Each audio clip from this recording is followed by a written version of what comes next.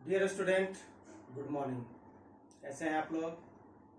आशा करते हैं इस लॉकडाउन में आप स्वस्थ एवं अच्छे होंगे।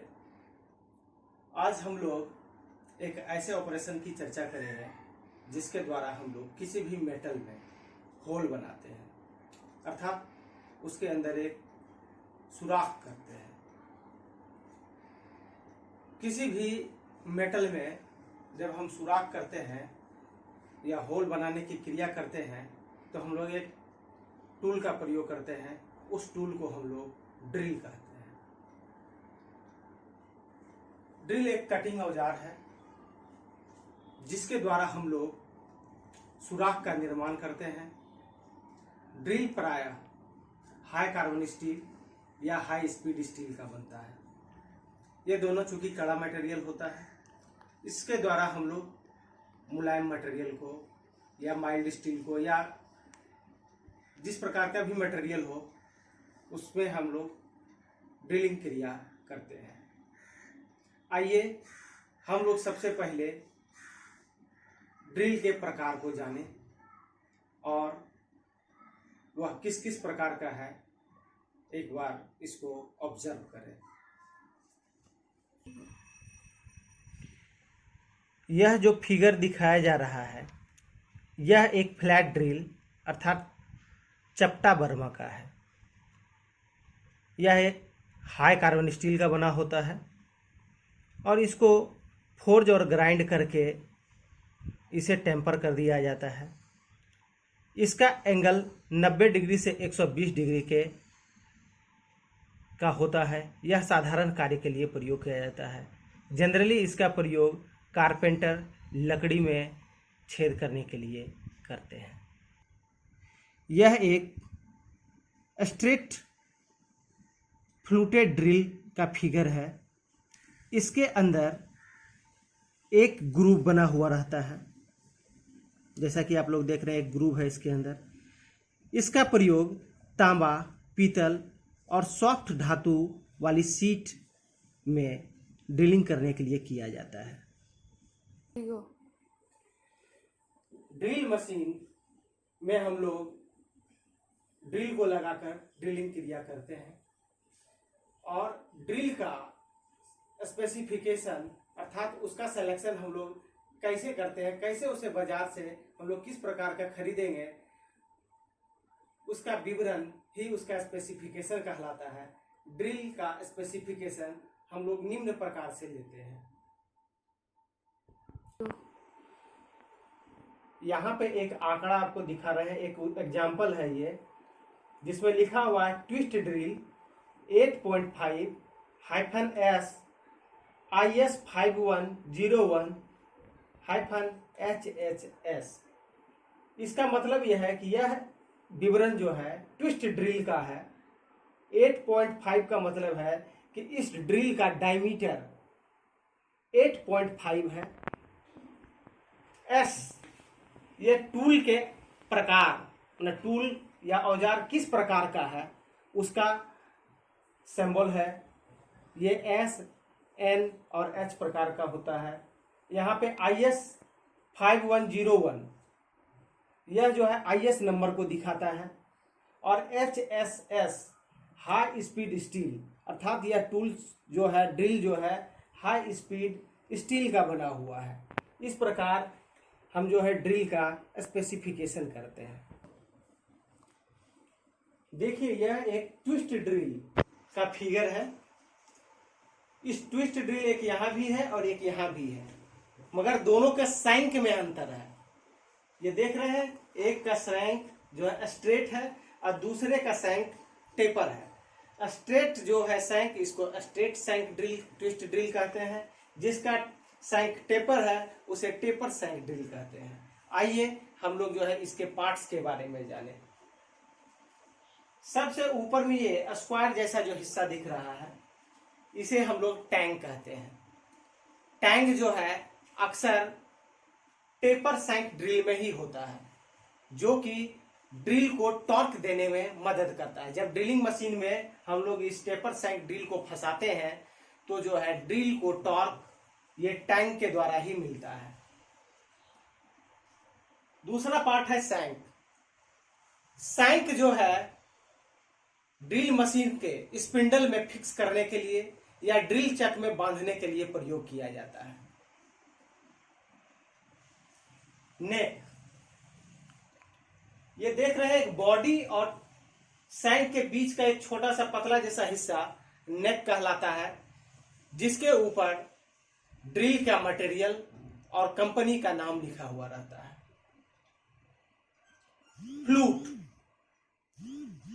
यह ड्रिल का एक महत्वपूर्ण हिस्सा है जो कि नालियों के द्वारा बना हुआ रहता है। जो ग्रुप्स होता है उसे ही हम लोग फ्लूट कहते हैं।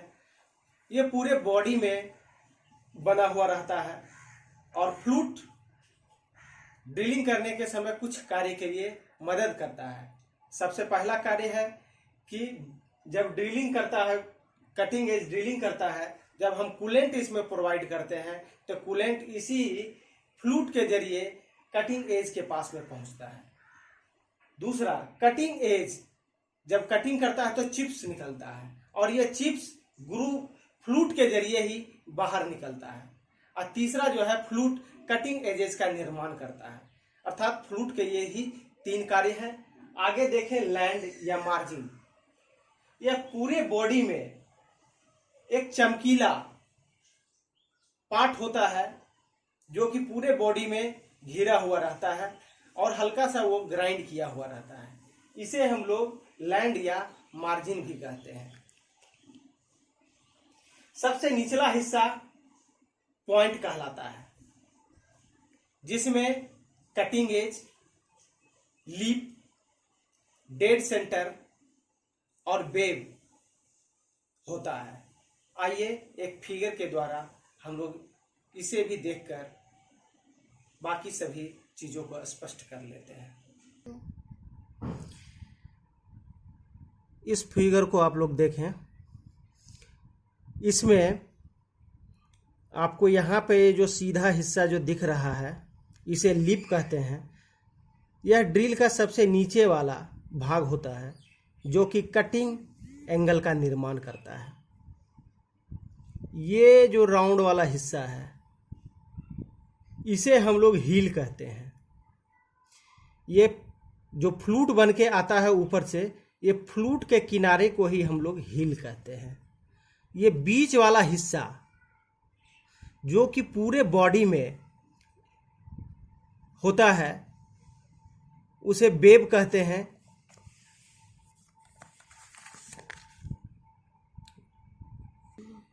यहाँ जो फिगर में आप देख रहे हैं, ये देखिए, ये चौड़ाई जो है जो कि पूरे ड्रिल को मजबूती प्रदान करता है, बेब कहलाता है। यह एक कॉलम की तरह होता है जो फ्लूट्स को अलग करता है और इसकी मोटाई सैंक की ओर, मतलब कि पॉइंट से लेके ऊपर जब सैंक की ओर जब जाते हैं, ऊपर की ओर बढ़ते हैं तो ये धीरे धीरे मोटा होते जाता है, धीरे धीरे ऊपर की ओर मोटा होते जाता है, जिससे कि ड्रिल मजबूत होता है और वह टूटने में इसको रोकता है। बॉडी क्लियरेंस, ये बॉडी का वह भाग है जब ड्रिल किए जाने वाला होल और ड्रिल के मध्य जो फ्रिक्शन क्रिएट होता है उसको कम करता है। जब ये ड्रिल किसी धातु में घुसेगा ड्रिलिंग के लिए तो उस समय अगर इसका पूरा भाग अगर ड्रिल का पूरा बॉडी धातु से संपर्क में आएगा तो ड्रिल टूटने की संभावना बढ़ जाएगी। इसलिए कुछ भाग को इसका जो है घिस दिया जाता है ताकि केवल कटिंग एज ही संपर्क में आए, जिससे कि ड्रिल आसानी से ड्रिलिंग करता है। इस फिगर में आप लोग देख रहे हैं, ये एंगल जो कि कटिंग लिप्स के बीच का एंगल है, इसे हम लोग पॉइंट एंगल कहते हैं। यह साधारणतः 118 डिग्री रखा जाता है। इसे आवश्यकता अनुसार घटाया या बढ़ाया जा सकता है। यहाँ पे आप लोग देख रहे हैं कि ये ड्रिल का सेंटर एक्सिस है इस सेंटर एक्सिस से जो ये फ्लूट है, फ्लूट किसी एंगल पे होता है, तो ये सेंटर एक्सिस से फ्लूट जिस एंगल पे बने होते हैं उसे ही हम लोग रेक एंगल या हेलिक्स एंगल कहते हैं। Clearance angle, lip clearance angle साधारणतः 8 डिग्री से 12 डिग्री रखा जाता है। जैसा कि आप लोग देख रहे हैं कि ये डेड सेंटर से लीप को हल्का सा ग्राइंड करके थोड़ा घस दिया जाता है, जिससे कि ये पूरा जो है लीप एक साथ संपर्क में नहीं आए। और यही जो एंगल आप फिगर में देख रहे हैं ये जो है लीप क्लियरेंस एंगल है।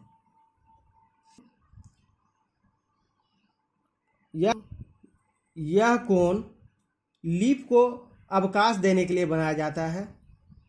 यह कोण कठोर धातु के लिए कम तथा मुलायम धातु के लिए अधिक रखा जाता है।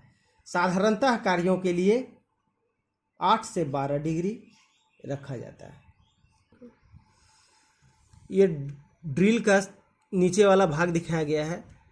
इस भाग को जो तिरछा बना हुआ है इसे चीजल एज भी कहते हैं। चीजल एज और लीप के बीच के जो एंगल होते हैं उसे हम लोग वेब एंगल कहते हैं। आज आपने जो है ड्रिल के पार्ट्स, ड्रिल के प्रकार और ड्रिल में होने वाले विभिन्न एंगल के बारे में पढ़ा। कल हम लोग ड्रिल के उपयोग के आधार पर कितने प्रकार हैं इसके बारे में चर्चा करेंगे। तब तक के लिए धन्यवाद।